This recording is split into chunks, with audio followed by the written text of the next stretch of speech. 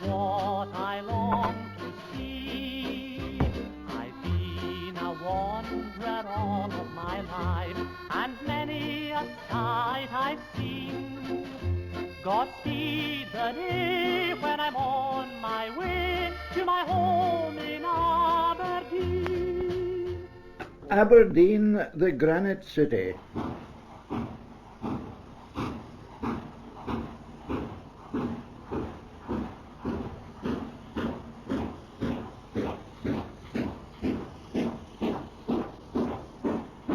The silver city.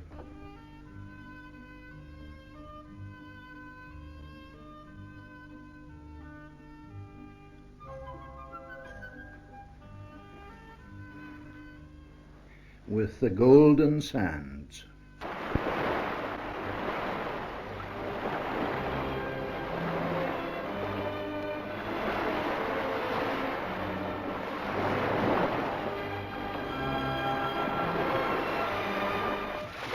The garden city by the sea.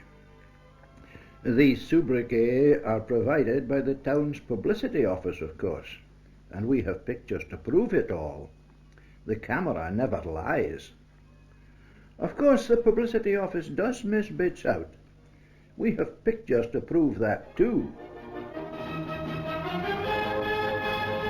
The granite is often grey.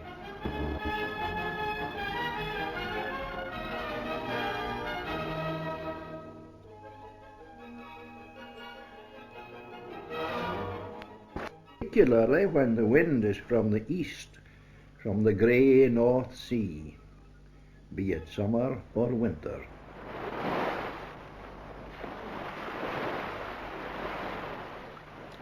In winter it is slightly rougher.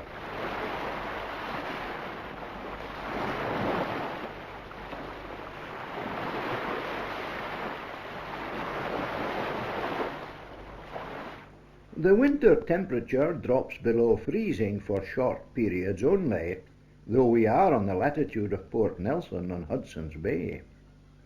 Come to think of it, the summer temperature rises to the mid-20s centigrade for equally short periods.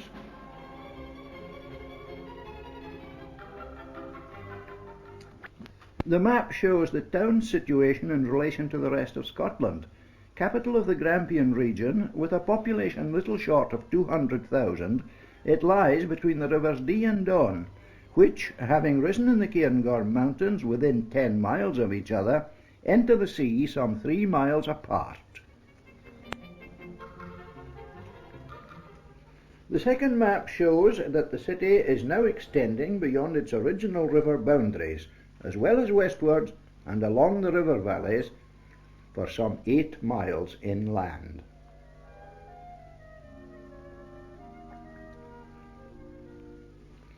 Even small rivers, if tidal, can be formidable obstacles, and the Don is no exception. This, the narrow brig of Bulgownie, is still in use after 656 years. The old Bridge of Dee is much younger and has been rejuvenated once or twice. It dates only from 1525 and no longer carries the heaviest traffic. Until recently, practically every building was built in grey granite, quarried within the city boundary, while the streets were paved with granite setts. Granite is stubborn material and not suited to intricate decoration. So, while the architecture here may be a mixed mixture, these multi-story concrete beehives fail to please the eye, even when finished with a simulated granite coat.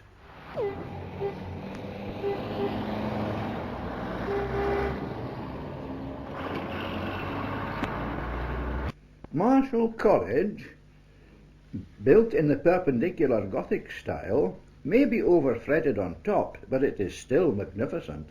It is the second largest granite building in the world.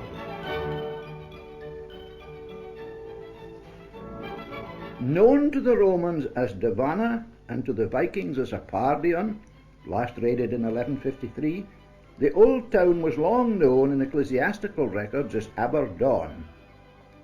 By 1153 there were two considerable churches, the Church of St. Nicholas near the city centre, and that on the Don dedicated to St. Martha, which was a long time a building before it reached its final form. By 1272 we had organised a local government, with authority vested in an alderman, 4 bailies and a common council. Of course, cynics said that the common council was exceedingly common. Here we see the Lord Provost, hatless, leading the bailies at the kirking of the council. In 1296, Edward I of England invaded Scotland, claiming overlordship. William Wallace, the Guardian of Scotland, became the national hero after the Battle of Stirling Bridge. In Aberdeen, Wallace destroyed Edward's garrison and a large part of his 100 ships in the port. A few years later, Robert the Bruce, later King of the Scots, destroyed the English fortress in Aberdeen, an event commemorated in the city's motto, Bon Accord, the watchword used on that occasion. So, by the 1600s, the city looked like this. This is Parson Gordon's map of 1661, the nucleus of the modern city, its main features still clearly identifiable. The parson received a 20-ounce silver piece for his labour, and a new silk hat, and a silk dress for his lady.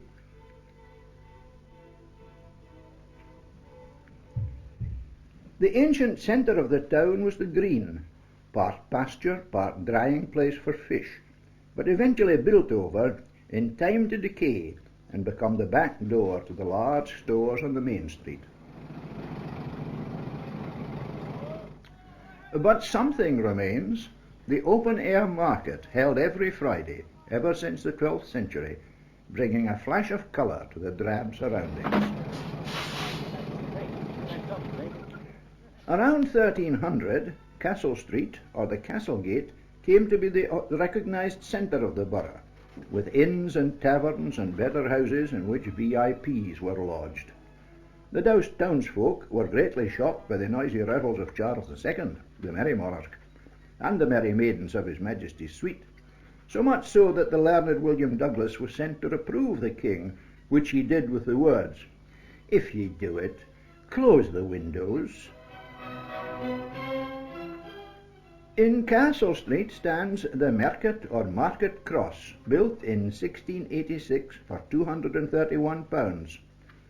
It displays portraits of the Stuart kings, from James I to James VII, who succeeded to the English throne in 1603. The Market Cross, the hub of the city, stands at the east end of the main thoroughfare, Union Street. Prominent among the granite buildings lining the street is the Town's House.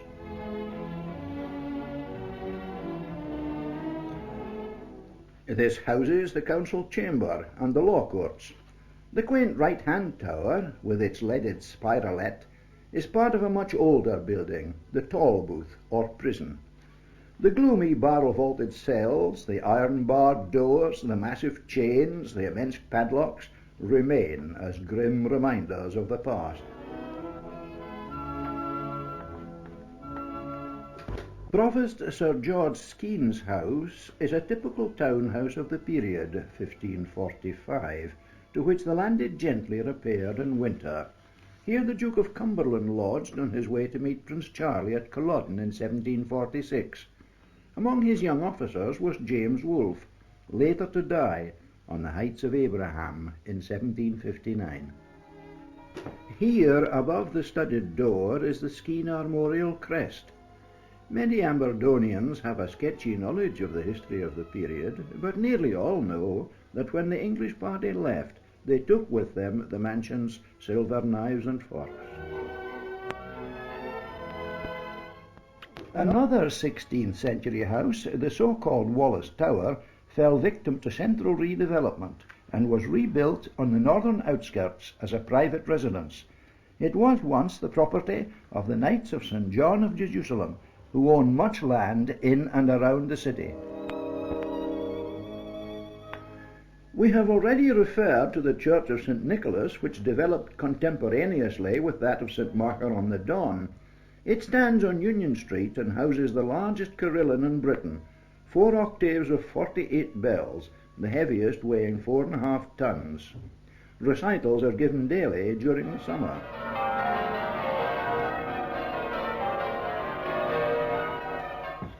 In times past, citizens went to their long rest in St. Nicholas churchyard. Did I say in times past? It's an oddly popular place for a stroll, in daylight anyway.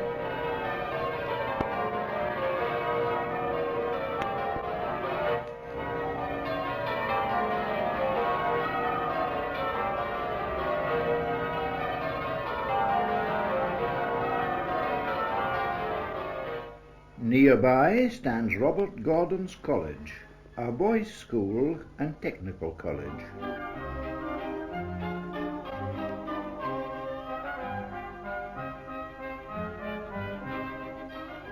Next door is the Art Gallery, and contiguous with it, the Regional Museum.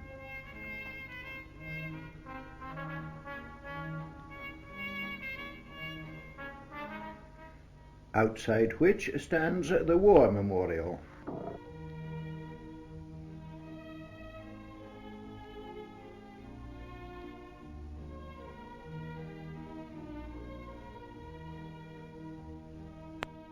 Aberdeen is well provided with public parks, providing recreational facilities for young and old.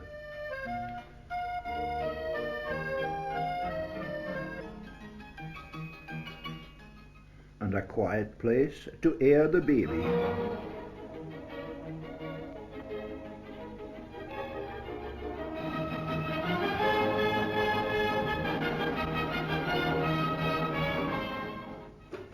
Flowers in Hazelhead Park.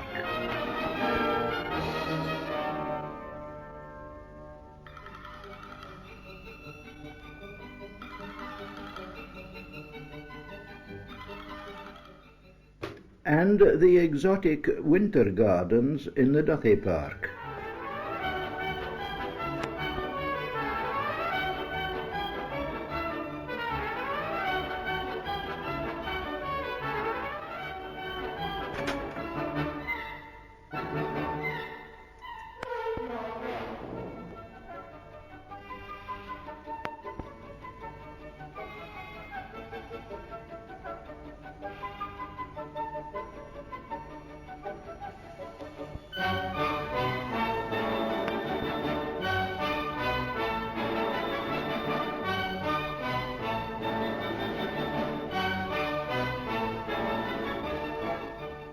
This is the small but picturesque Johnston Gardens.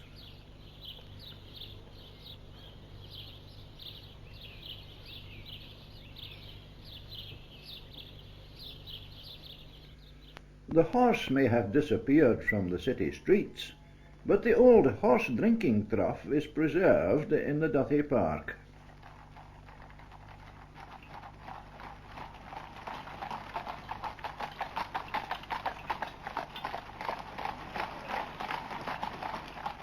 In fine summer weather, the beach is crowded.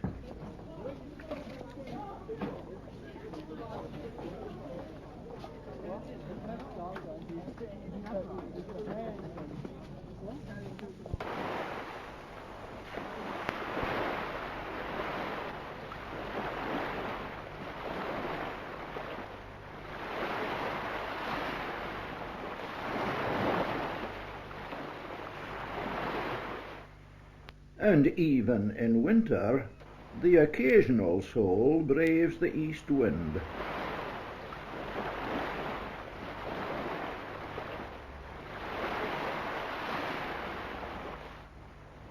While other brave souls find their duty there in any weather.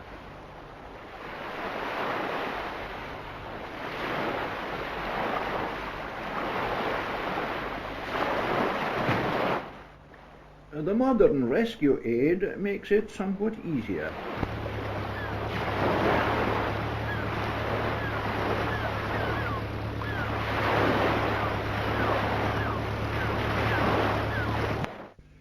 We close our visit to the playgrounds with another of life's dramatic moments, the incredible putt, and now turn to the photogenic Old Town.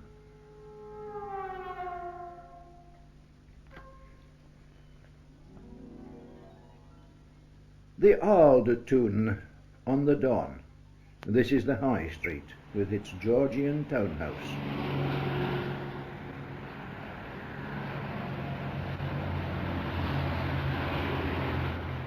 And this the quiet Don Street.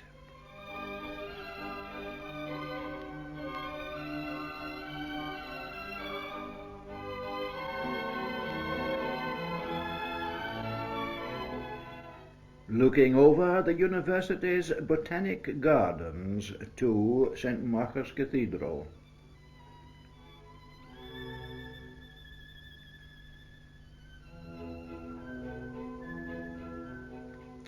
St. Mark's Cathedral itself.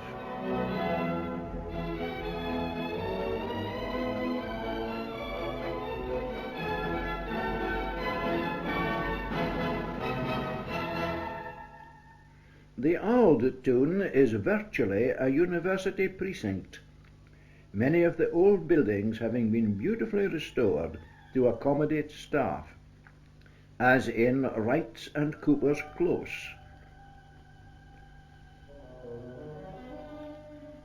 And this is the erstwhile Black Nuke Ale House, now a dwelling house.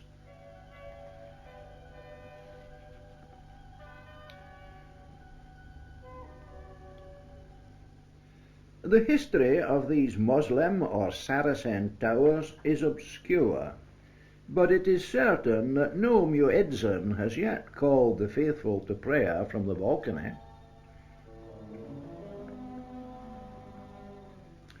The glory of Old Aberdeen is, of course, King's College, the university founded by Bishop Elphinston in 1494.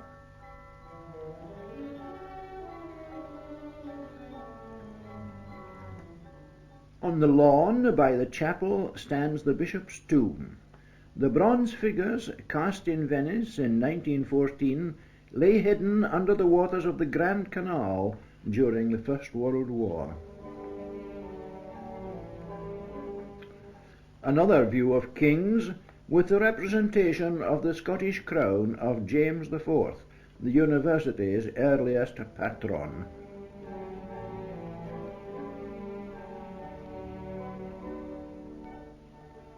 Everything grows bigger.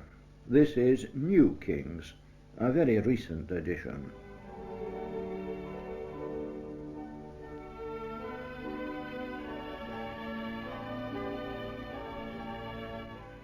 In 1860, the town's other university, Marischal College, amalgamated with King's to form the University of Aberdeen.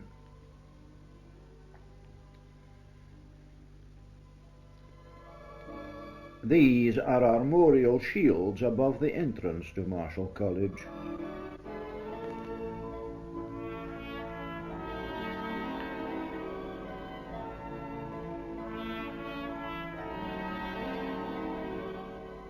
After the architectural glories of the Auld Town, it comes as something of a shock to see some modern housing developments, the prefab. What would Bishop Elphinston have said?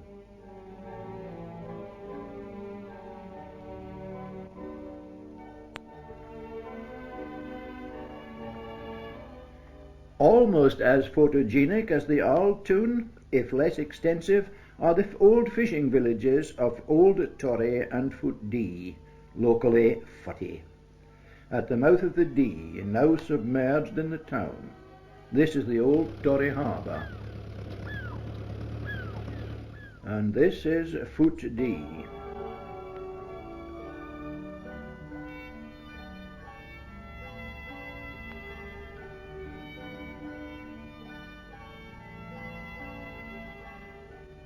and Old Torry on the south side of the water.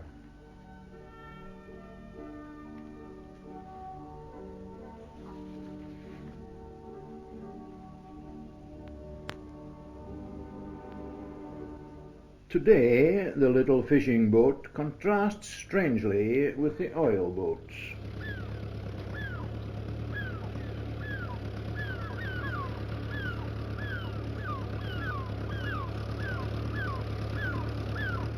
A modern diesel trawler makes for the fish market quay.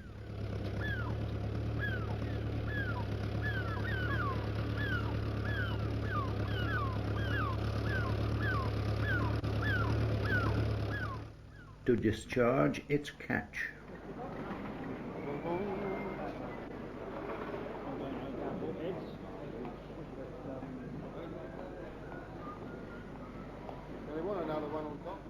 Up to the old bridge of Dee, the river is tidal, but not navigable water. Even at high tide, other bridges bar anything much larger than a motorboat.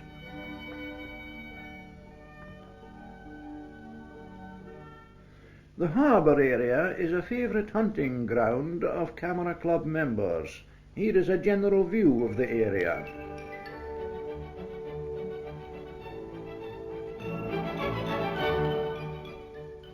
The harbour entrance.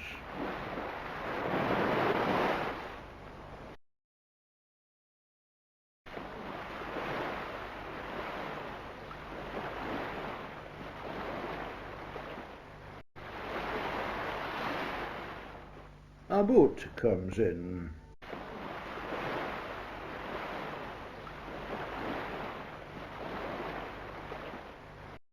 And there are some laddies fishing off the pier, as they would say themselves.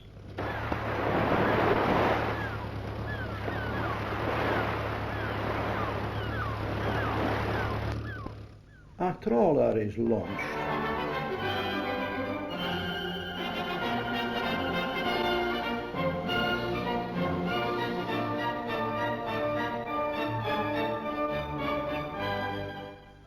A sailor at berth. This is a rare sight nowadays.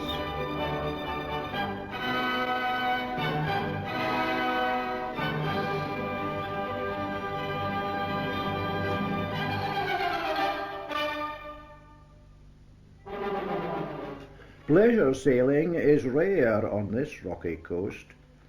Yachts are thin on the ground, or should it be the water?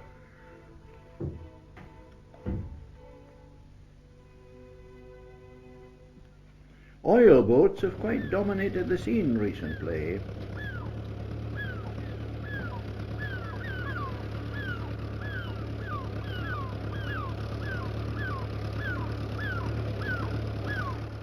Fortunately, most of the oil development is out of sight over the horizon.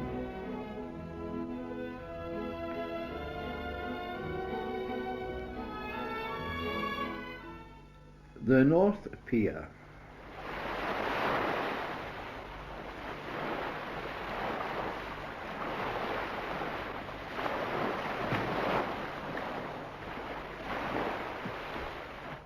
Another view of the harbour.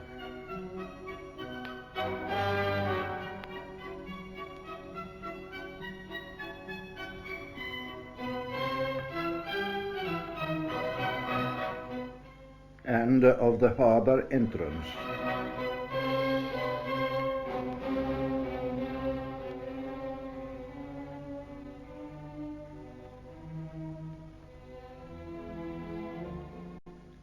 The lighthouse at Girdleness, 150 feet high, is one of the few pressurised paraffin systems in Britain, producing an illumination of 200,000 candle power.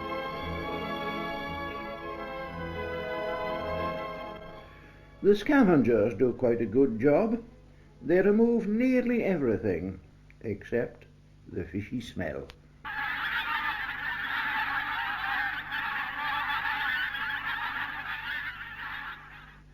Dockland is the title of this slide. I wandered all of my life, and many a time sight I've seen. Godspeed the day when I'm on my way. And of this industry.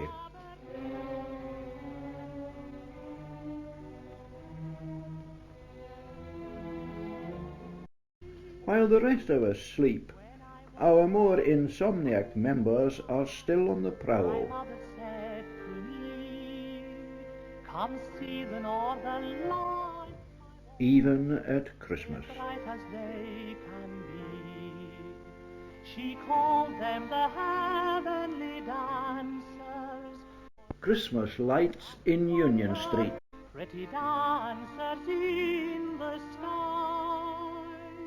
I'll never. They made the heavens bright, the northern lights. At weekends, motorists leave their city parking problems for similar ones at country beauty spots, such as Leslie Castle, a magnificent L-plan tower house.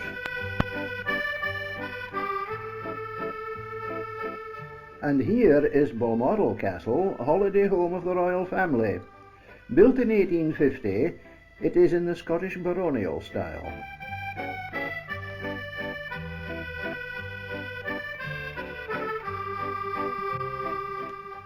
The monarch of the glen, however, is not the owner of Balmoral, but this fellow, the largest of our native fauna, a red deer stag, much hunted in the autumn.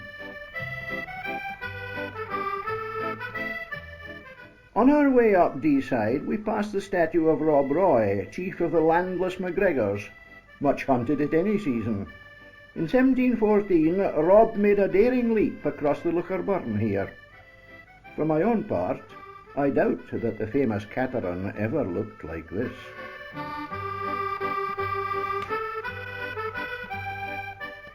Deeside is a quiet, unspoilt glen.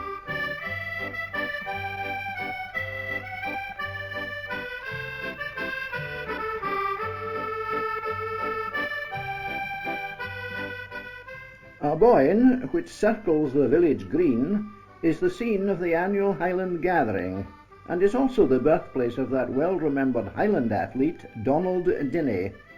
Men still try to emulate his feat of lifting the Dinnie stones. Ballater, this year's village winner of the Britain in Bloom contest, is a neat little village some halfway up the river and surrounded by hills.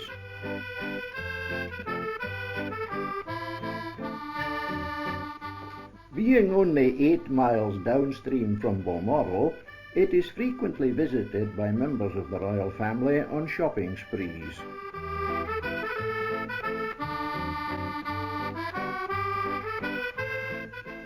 Beyond Ballater, the scenery becomes ever grander. This is the summit of Loch Nagar in winter. While at the old bridge of Invercauld, we look back at Loch Nagar over the Queen's Scottish estate. Formerly this region was the earldom of Mar, but the earl sided with the Jacobites and forfeited the lot.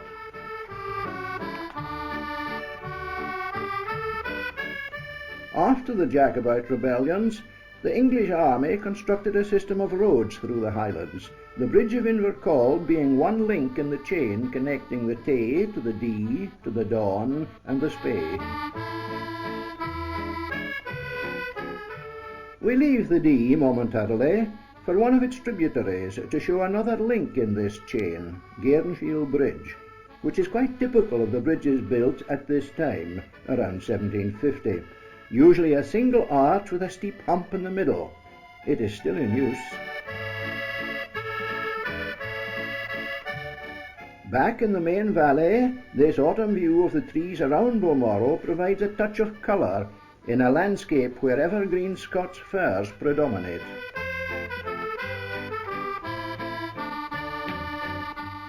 Nearby stands Crathy Church, the foundation stone of which was laid by Queen Victoria in 1893, since when it has been the place of worship of the royal family, whose many gifts have greatly enhanced the interior of the little church.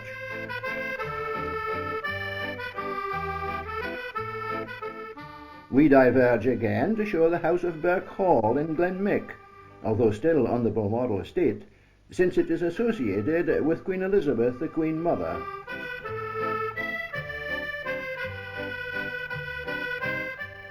So back past Crathy and Invercald to Braemar, the most Highland in character of all Aberdeenshire villages, 1,100 feet above sea level and the last of the cultivated land. So one old man farming on the slopes above the village claimed to be the highest cultivated man in Scotland. The Braemar gathering, thanks to royal patronage, has become the most famous gathering of them all. Revived in the 19th century, the gate has grown from a handful of locals to an international audience of 30,000.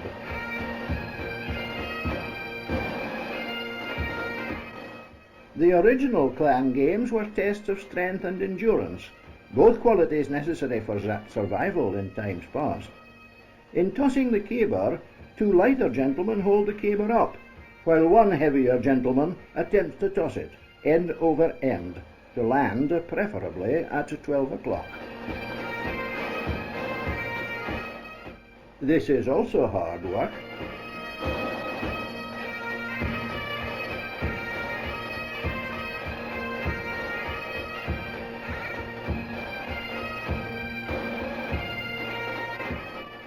The pipers and those who don't like pipe music enjoy a break.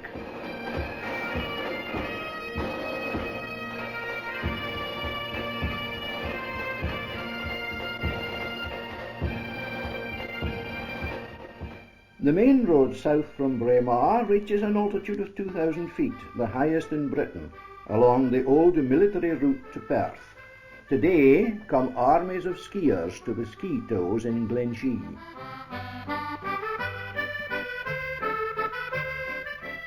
West of Braemar, the mountains dominate the scenery.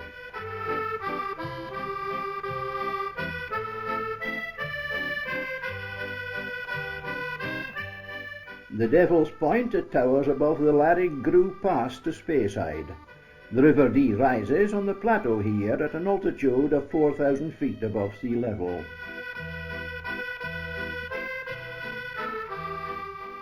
Now we retrace our steps a few miles to the Linn of Dee, where the river has cut a passage, only 3 or 4 feet wide in places, through the schistose rocks.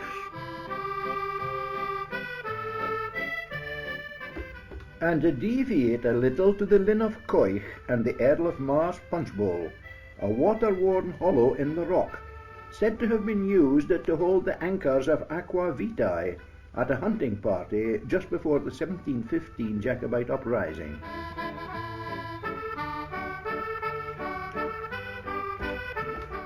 We return down Donside, a quiet, sparsely populated glen in its upper reaches, the scenery undramatic but colourful in a muted way, as the slide shows.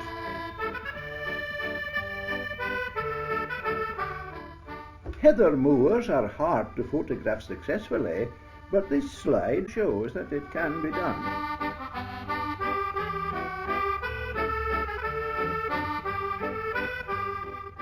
Now we have reached Cockbridge, the first isolated settlement.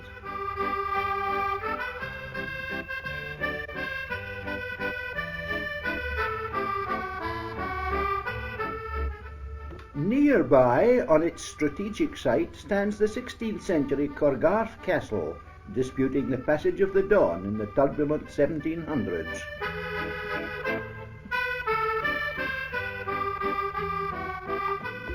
The great gathering of the clans on Donside is held in late summer at Lonach.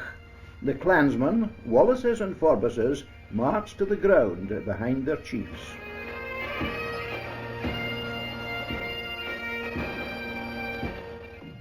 Various lairds provide light refreshment to help them on their way, a traditional drink predating the invention of Coca-Cola.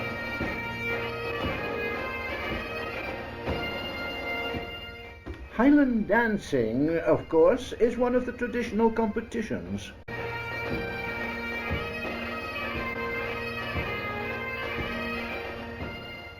As at Braemar, two officials invite the athlete to toss the caber.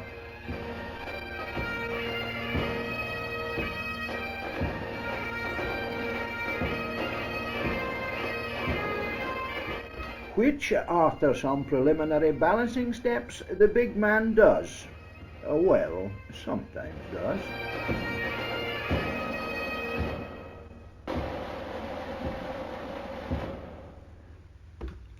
Craig, the home of the Wallaces, is a mixture of Elizabethan and Scottish manor house styles.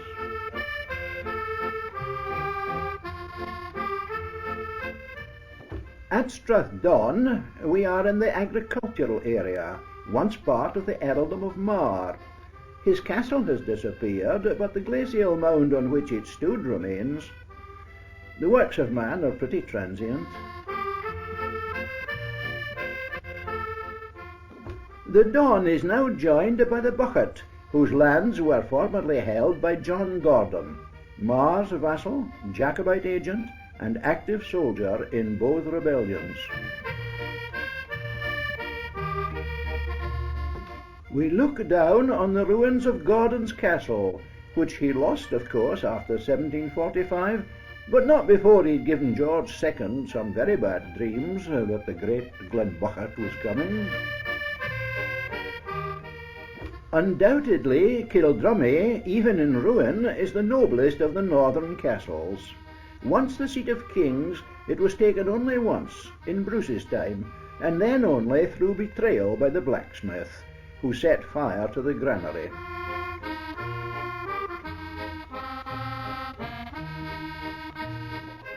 Smith's price was as much gold as he could carry.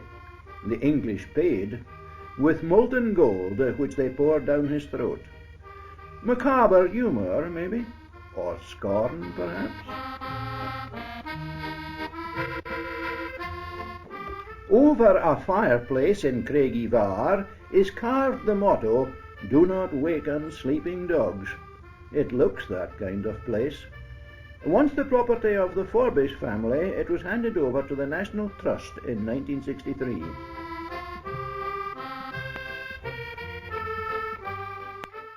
They say that the laird of a neighbouring keep lived within shooting distance of Balfluick Castle, here shown, and the two enlivened the even tenor of their days by taking pot shots at each other, until one was killed, the survivor repenting the event for the rest of his life. A winter shot at Bridge of Arford.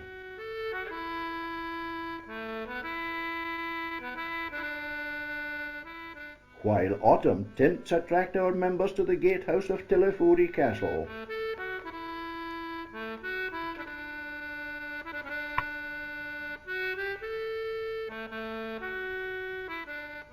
The scenery around Monymusk is particularly attractive. It has been a religious centre from the time of the Chaldees, although the present church dates only from Norman times. Among the many Pictish stones and Bronze Age stones found in the region is this so-called Maiden Stone.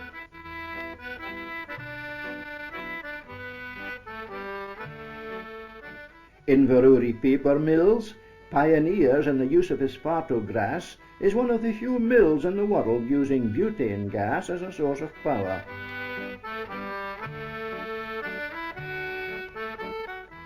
Back on the outskirts of Aberdeen, we are at the Rowett Agricultural Research Institute.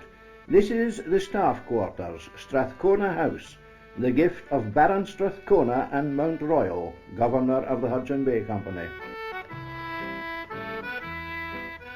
On a random tour of other parts, we come to Pitmedden Gardens, laid out as it was first created in 1675, with elaborate designs executed in flowers and coloured pebbles outlined in boxwood.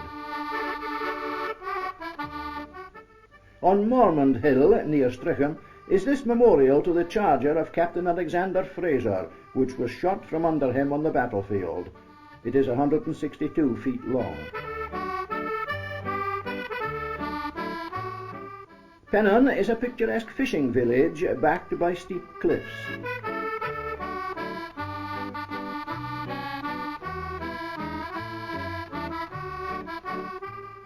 And nearby Fraserburgh, a busy fishing port.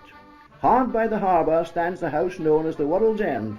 From it, Gordon of Glenbucket used to slip away to the continent on Jacobite business.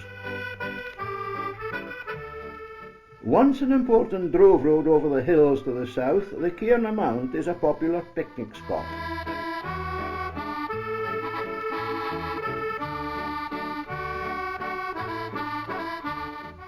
And Glenclover, farther west, carried another of these old drove roads over the hills.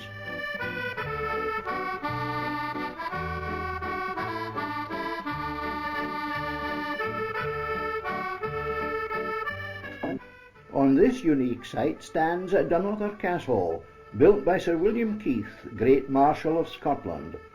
During the Commonwealth Wars, the Scottish regalia were kept here and later hidden under the altar of nearby Kenneth Church.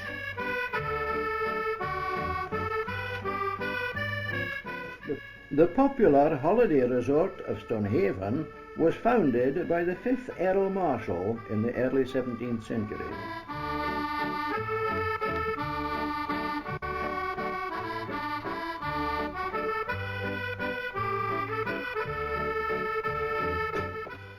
With a final look at Upper Deeside and the High Cairngorms, we say Ichava, good night. As we say here, happy to meet, sorry to part, happy to meet again.